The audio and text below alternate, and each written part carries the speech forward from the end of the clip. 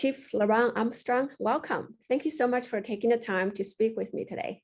No problem. Thank you for having me. So how are you? How are you and your family and your colleagues doing nowadays? Doing good. I mean, we're working hard under really challenging times right now, and but I'm hopeful that things are trending in the right direction, and we can get much more healthier as a department and as a community during this pandemic. Can you maybe give us a sense of the trend in crime rates in the Bay Area, especially in Oakland? Yeah, I mean, Oakland has suffered some tremendous increases in violent crime over the last 2 years. It's been really challenging for us. We finished 2021 with an increase in violent crime, in particular homicides. It's at the highest level we've seen in almost 10 years, finished with 134 homicides, which is really something that we hadn't seen in many years. We had an effective strategy to address gun violence prior to the pandemic. And unfortunately, Oakland, like many cities across the country, have experienced during the pandemic, we've all seen violence really increase in communities across the country, particularly gun violence, also with a huge influx of firearms in our community. So it's been a tremendous challenge trying to manage gun violence under a pandemic. So what have contributed to this rising gun violence? I think it's been a couple of things. I think strategy-wise, how we've been actually taking enforcement action had to change as a result of some of the, restrictions that come around that came with the pandemic. We use our ceasefire strategy, which is a strategy focused around direct communication with those who are at the greatest risk of being involved in violence, whether that's being a shooter or someone that potentially could be a victim of a shooting. But we obviously, within the pandemic, were unable to actually meet with those individuals, have discussions around, making different decisions, but also, which is mainly important for us, which is the offering of resources and support, the ability for us to actually bring in life coaches to help people move their lives in different directions, offering them the services that they need to actually make those changes to their lives. Really think that had a tremendous impact. The inability for us to use our street outreach teams to go into communities and try to mediate conflict. And then another team that we use is called our violence interruption teams, and our violence interrupters that actually go out into hot and heavy conflicts and try to see if they can sort of help them reduce, the likely retaliation that comes out of violent events. So all of which were impacted by the pandemic, and it's taken us several years to get those things back up to speed. Do you have enough police officers? Well, it's been really challenging, because, obviously after George Floyd, there were calls for reform and policing across the country. And largely that meant the defunding of police and reducing police forces. And Oakland is no different than a lot of cities. There were calls for reductions in our budget, reductions in our force. And unfortunately, we have seen a reduction in our staffing at the Oakland Police Department. And we've also seen higher than expected attrition rates. Yearly, we expect about 60 officers to leave the department. That's about 5 officers a month. We've seen that number double over the last 2 years. And so that has really been a challenge for the department to hire significantly more officers than we had previously. And so I think, also, the recruiting effort is not what it was prior to the pandemic. I think after George Floyd and the calls for reform, it is definitely made it difficult for all law enforcement agencies across the country to continue to recruit new police officers at the same rate we had previously. How many officers do you have, and how many officers do you need? So right now, we currently have about 680 officers. We're authorized to hire up to 737 officers. Our actual staffing number is 792, but 55 of those positions were frozen in the budget. And so when I talk about the inability to fully staff the department, that means we can't hire up to 792. But it is still a challenge even now, getting up to 737, because we've seen so many officers decide to leave the department. That must have increased the pressure on the rest of the police officers on their workload and overtime. Yeah, it does increase the pressure on our officers. It means that officers are being asked to do more. They're asked to work much more overtime because the call volume has not diminished. The level of violence has not gone down. And so it still really is a smaller group of officers that are working, taking on the workload of a department that is fully staffed at 792. And that has a tremendous impact on the health and well-being of your officers.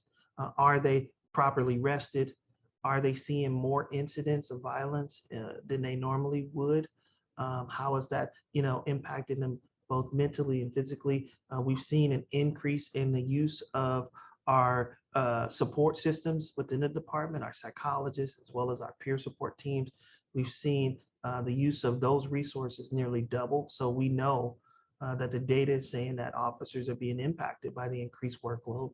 They're also being impacted by the negative tenor around law enforcement right now, and the lack of appreciation that they're seeing in the community for the job that they do, and that's really unfortunate. A lot of the communities, they actually want more police force, because especially Black and brown communities. Yeah. So there's movements from defund the police to refund the police. Do you think that will help your department anytime soon? Yes, seeing the tenor shift a bit, where people are asking for more law enforcement officers, wanting to see more police in communities, I think definitely is a help. I think it makes officers feel like they're wanted, that sends a message to those anti-police groups that there is a call for safety. I think when people, say they want more police officers, they essentially are sending the message that they don't feel safe. And I've been to over 60 community meetings throughout our city, and in areas in our city that are impacted the most by violent crime. Their number one call is more police, more officers on the ground, more officers walking, more officers to quickly respond to their emergency calls. I think that is a tremendous need. But I think the question is how you actually deploy those officers, who you hire, and how they're impacting communities when they're out there doing their job. I don't think people want less police. I think they want better police. And I think that is the question, and that's the call to action for all police leaders, is how do we deploy police officers that are treating people fair, just, and with dignity. And I think that's the true call for us, to make that change so that we don't have to see the tide shift again when an incident occurs in any city in this country. From the leadership point of view, what can you do to have better police in the future? Well, I think the first thing is that you have to be open to hearing from community about how they're being impacted by police. And be willing to make changes in policy to help people feel like they're actually being treated fair, to make people feel like police are there to actually make their community safe, not to actually cause them to be fearful, and to feel like they're being subjected to unfair stops, unfair encounters by law enforcement. I think no matter what communities you go into, whether you're in minority communities or affluent communities, people want law enforcement officers there to actually make them safe, to make them feel like they can be comfortable in their own communities. In Oakland, which is a beautiful city, but also is a city where people deal with a lot of fear of being victimized. We need to remove that fear by having the presence of law enforcement on the ground, not necessarily interacting with people, but just hopefully being a deterrent to those that want to commit crime and cause fear. So I think it's a tremendous, I think responsibility on our behalf to actually change what people see when they see police. Do they see people that they believe are going to cause them harm and fear? Or do they see police in a way that believes that I feel protected because they're here? I feel safer because they're here. I feel like I can be free to not necessarily watch over my back or worry about being victimized because they're here. I think it's up to us to build that trust and legitimacy in the eyes of the public. I really appreciate what you guys do to keep the citizens safe. You guys are doing a tremendous job out there. I mean, every day is a challenge. I'm oftentimes, saying to my officers that they don't get thanked enough. I think the one bad incident overshadows the thousands of positive events that happen every day. The fact that officers are reducing crime in cities across our country every day. that they are going into dangerous situations every day and making a sacrifice that not many would be willing to make, which is putting their lives at risk to save others. As someone that has been in law enforcement for now over 27 years, I know the risk that this job comes with. I know the tremendous sacrifice that people take on, and I wish the public appreciated officers more. But I understand that people glorify the negative issues, the things that they see on video, while not giving the same attention to the positive things that law enforcement officers do every day. The saving of people's lives, the running into dangerous situations and rescuing people. I wish those videos went viral as much as the ones where some officer has done something that's inappropriate and violates the culture of this department or the culture of law enforcement across the country, or even the values and expectations that we would have for police officers in this country. I think a lot of people, including myself, don't really understand how the whole legal system works. So, I mean, I think policemen are most visible, and then that's what we see. We think that represent the whole legal system, but it's not actually. So you may arrest somebody, but then like the prosecutor comes in, and whether that person is convicted, that's another story. And so I'm just curious. Right now, we see a lot of crime or attacks, especially Asian woman. I'm a very petite Asian woman, so I don't dare to walk on just street in certain neighborhood of San Francisco or Oakland anymore to bring my young children there anymore. And I'm just curious. Suppose knock on wood, if I were punched on the face by someone with no good reason, and then the attacker was arrested, what's going to happen to that attacker? Well, I think, law enforcement is the most visible sign of government. It's the only one that people will see every day with a uniform and a badge. And we are given tremendous power and authority as police officers. But we are just one part of the overall justice system. Knowing that the officer is just, in most cases, investigating or following up on something that a community member has brought to them. Whether they were a victim of a crime or they wanted to report a crime that they had seen, the officer in most cases is responding to that information. But after the officer meets the legal standard for arresting someone, whether that's probable cause and reasonable suspicion to actually believe that that was the person responsible for that particular crime, it then becomes an issue that goes before the criminal justice system as a whole. The officer is not the adjudicator of the crime. That the district attorney's office steps in and makes those decisions as to is charging appropriate. And then the court of law decides whether someone is actually going to be convicted of that particular crime. And so I think the justice system as a whole is something that I think more people need to have a better understanding of. And I think we, as law enforcement leaders and criminal justice leaders, have to do a better job of actually informing our community and training our community on how these systems work, particularly in sort of maybe English speaking communities. In communities they may have people who are not originally from from this country and don't necessarily know what our justice system looks like, or I think we do owe it to those communities. One of the things that I've done in Oakland when I took over as chief is I created a position called the liaison to our Chinatown community, because I recognized that there was a low level of trust in the community, and there was severely underreporting of crime.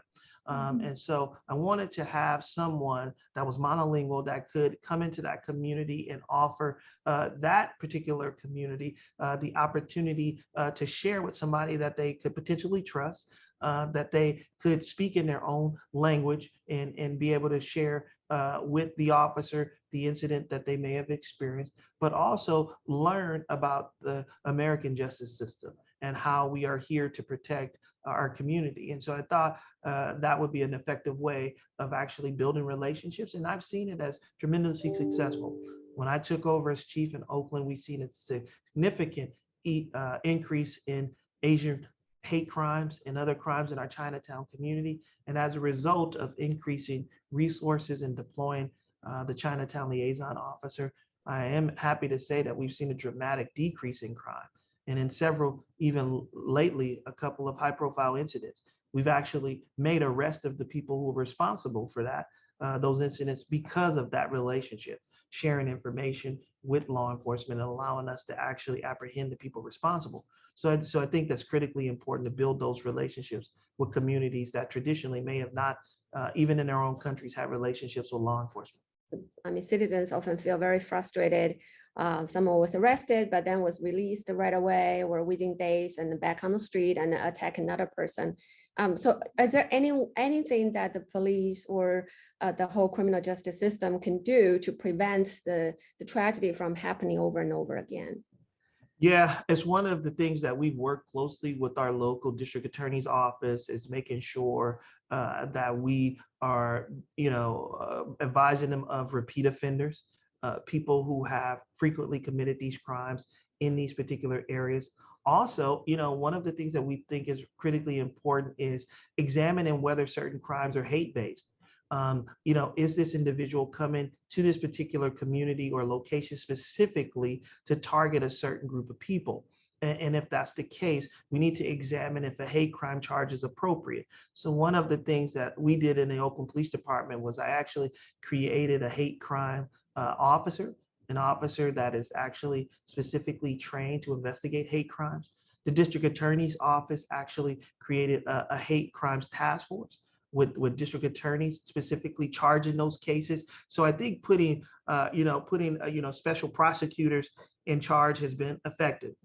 People who specialize in understanding what is the underlying motive for the individual that committed this crime. And if that crime was the motivation of that particular criminal was the race of the victim in that crime, those are things that we would use to support a hate crime charge.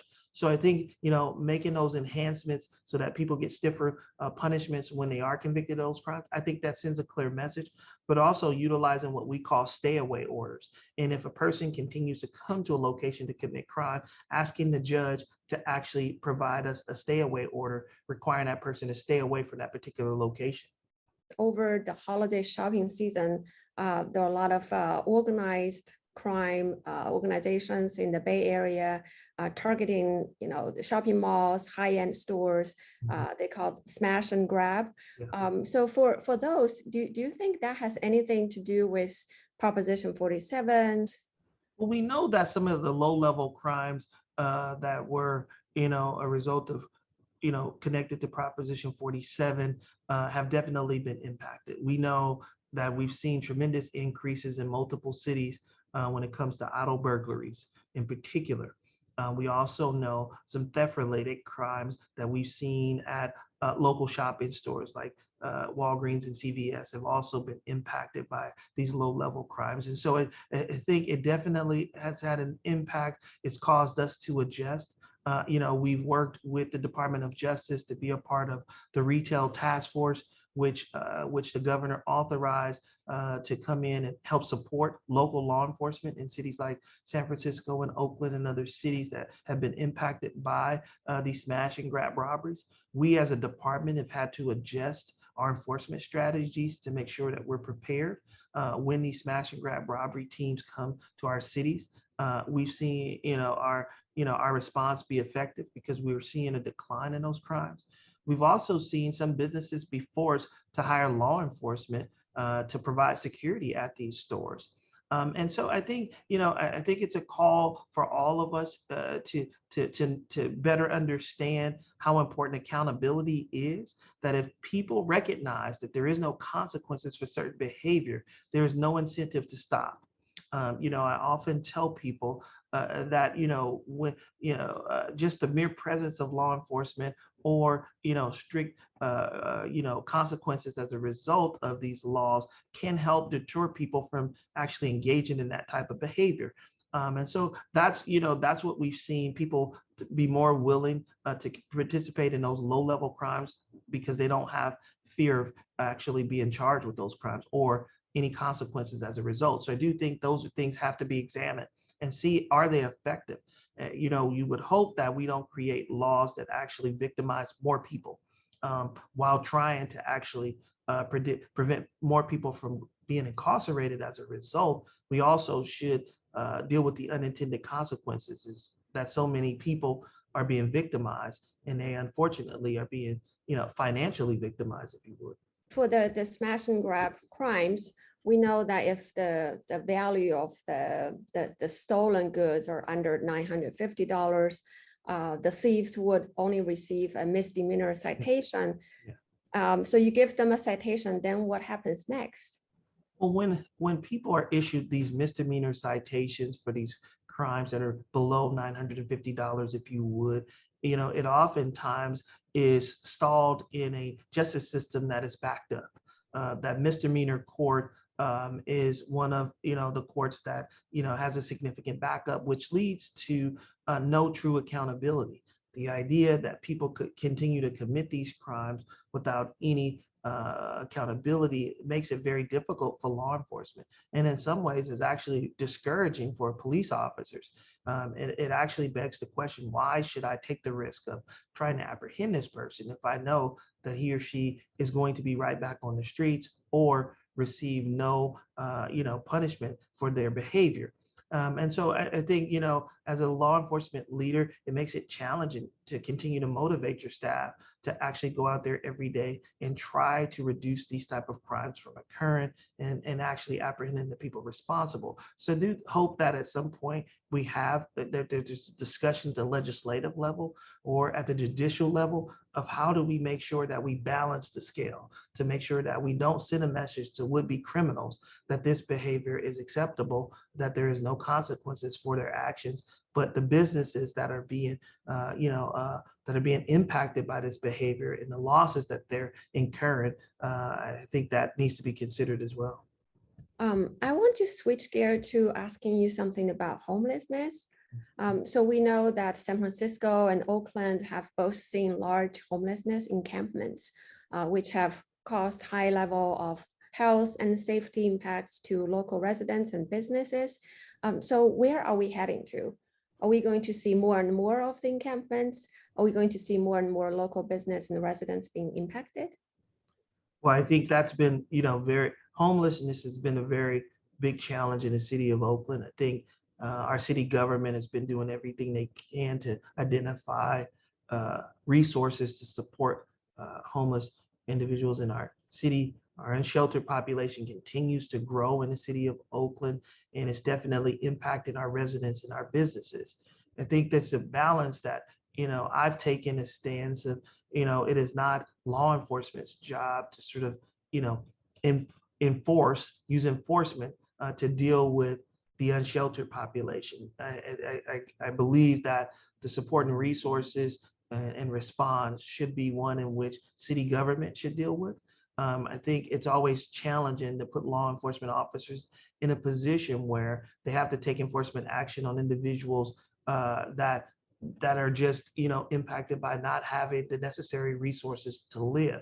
Now, do I think that we can do something to monitor some of the activity that occurs in some of these encampments? Yes, sure. We've seen in Oakland violence related to encampments, narcotic sales related to encampments. I believe those things we need to take action on. We need to make sure that even those that are in our unsheltered communities feel protected as well.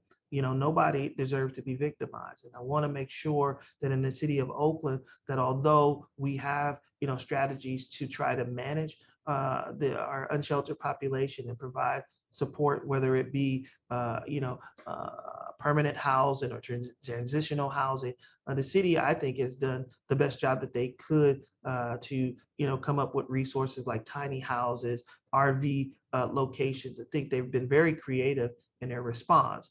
But I also think from our standpoint as law enforcement, we could do a better job making sure that these encampments don't become havens for crime, making sure that these encampments don't begin to impact our residents in a way that is, having an impact on their quality of life. So I do think that there's a balance there that we need in Oakland, but I don't believe that law enforcement should be the point when it comes to dealing with the unsheltered population. How has the rising homelessness in Oakland affected your job and your coworkers' job? Well, it's affected the way we do our jobs in Oakland. homelessness and the unsheltered population has affected us because we, still receive calls from a lot of community members with concerns about the things that they see. We often, get calls from community members about theft in their communities, vehicles that are parked in their communities that are actually being occupied by people who are unsheltered. And so, while we as a city and a department have decided that we will not tow vehicles of those that are unsheltered and living out of those vehicles, I still sympathize with those, community members who have these vehicles parked in front of their homes or have encampments that are right next to their homes and all of the things that come with that. I mean, I think it is a difficult balance. I don't know that law enforcement itself is the proper response, but I do understand people's concerns. I do understand people's frustration. But I also know that at the city level in Oakland, we've created an encampment management team that is working diligently to try to secure resources and support for those that are in the greatest need in our unsheltered population. And I truly have seen a lot of people transition out of a life of homelessness into these transitional housing opportunities. Do we have enough shelters in Oakland for the homeless? I don't believe that we have enough shelters, but I do believe that with some of the new budget related funding that is coming to major cities in California as a result of the state budget, I think those will be helpful. I know that the funding that'll be coming to the city of Oakland will help many people get affordable housing, transition housing, and I think that'll be helpful. I think as a society, it's become so expensive to live in California, particularly in the Bay Area, that I think a lot of people, unfortunately, have fallen on some difficult circumstances. And it's good to see that cities are taking, responsibility and providing some support. But I also believe that there's a balance there, and then we need to manage it in a way that doesn't impact our residents in our city and doesn't become a nuisance for them. So when there are shelter beds available, do people on the street want to go, or do you see some resistance? Well, I think when shelter beds are available, the police department actually works with our city department to actually help provide those beds and offer those support to some community members that may be in need of that support. We oftentimes see a mixed bag. I mean, there are some people that will take advantage of those shelter beds, and there are a lot of other people who choose not to. But it's a choice. I think having it as an option for people is a good thing. Knowing that, some people, might be experiencing, sometimes the Bay Area can get very cold at night. We know that. And we often know that people are looking for a shelter to go to get out of the cold. And so we equip our officers in Oakland with that resource. They can actually bring people to the shelter, which is really helpful. And I appreciate the city doing everything they can to try to make those type of shelter beds available to us to support our efforts out there every day. It helps. Hey, Dr. Streeter, it's Paul Chambers. We're on the time, so we have time for one more question. And I will also get you the paperwork for the chief's interview. Okay, that sounds great. Okay, I'll ask one last question. So maybe let me just check. So we have all heard of the broken windows theory, right? It was an academic theory that was proposed in the 1980s, basically saying if you see a broken windows, that's like a metaphor for disorder within the neighborhood. So do you think that right now in Oakland or San Francisco, the disorder within the community due to encampment is generating more serious crimes? And how do you think the broken windows theory apply to places with large encampments? So I'm not a huge fan of the broken window theory, although I do believe that, sometimes lower level crimes can have a nexus to larger, more violent crimes. But I also believe that, broken window can sometimes lead to disproportionate stopping of certain people. I think, impoverished communities that sometimes, are haven for these type of encampments and these type of areas where you see shelters and things like that. They often I don't want community members that actually are abiding by the law, that are just trying to work hard and feed their families and take care, their loved ones, be impacted by law enforcement. So I think it's incumbent upon law enforcement to use what we use in Oakland, which I call intelligence-led policing, to make sure that we're using focused enforcement. I believe in dealing with the problem and coming up with solutions to address the problem, and not necessarily bring in more resources that are necessary, but also not touching people that don't have anything to do with the actual problem. So I just believe that we can use a surgical approach to addressing crime. I believe with the tremendous technology that we have at our fingertips can be very helpful in actually identifying those that are actually responsible for that crime and driving that crime, and not impact those that are not. So I'm oftentimes, from the data historically, we know that sometimes using the broken window strategy or other strategies can sometimes have a disproportionate impact on minority communities. And I just want to make sure that as I think about police leadership moving forward, that we are very strategic and very focused around who it is that we utilize our law enforcement efforts towards. Thank you. Thank you so much. All right. Well, thank you, Chief Armstrong, for your hard work and leadership. And please stay healthy and stay safe. Thank you so much. You do the same. Thank you for having me.